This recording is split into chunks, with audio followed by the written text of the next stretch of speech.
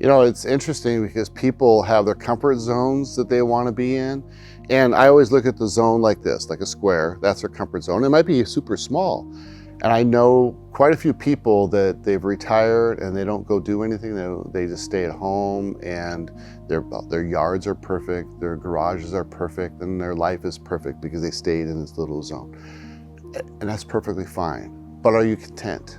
Are you happy? Are you sitting in there going, I wish I woulda, coulda, shoulda, doulda? And the fact of the matter is there's this comfort zone, and right outside that is the fear zone. But how big is this comfort zone? And if it means that you're just okay to wake up in the morning, go to the store, come back, and you just stay at home, you find that with a lot of people where they're looking for a government handout, for example, socialism, where I just want to get 3 squares a day, place to live, and then I'm happy.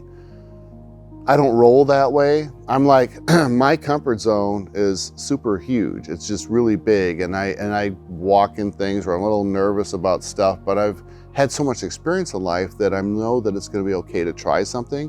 And my fear zone is an area that I'm like, okay, the only way you're going to be able to conquer that is you need to gain knowledge. So you learn something about whatever it is that you want to try to do, get as much knowledge as you can, then find a mentor, somebody who's in it. Maybe somebody you want to get into film and you want to be able to get into like filming, photographer, video type work, and you want to get into that kind of background. Well, then find somebody that's really good at it. Say, can I tag along? I'll do it for free. I'll help you, do whatever. And then you have somebody who can mentor you, and then they'll tell you this is the direction, this is how you do it. And when you have knowledge, the fear goes away. If you don't have any knowledge, what happens is you end up just walking around like blindly. You know, having a mentor is so huge, but having a group of people, I always say birds of a feather flock together. I've always been involved with team sports. So I played hockey when I was younger, and there's something about being in a hockey team, for example, and in any team sport's the same. You just have, you know, they've got your back. And when I flew special ops, I was young, I was 19, and the oldest, or the youngest, next youngest was like 28 years old.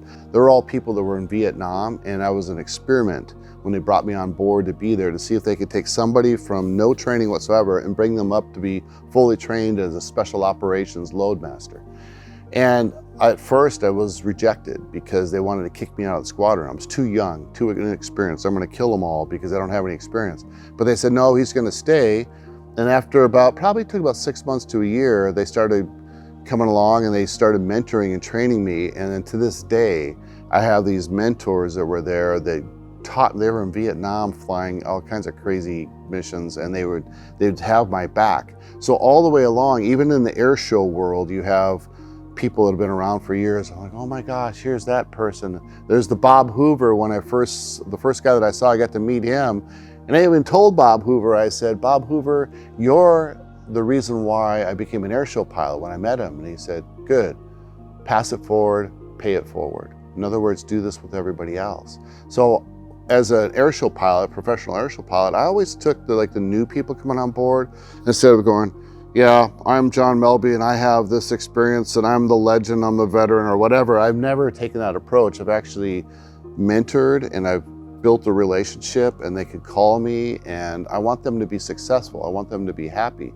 And that whole thing is when you find somebody that melds well with you for something you want to learn, you build this connection. Now you have that connection and you start building a community.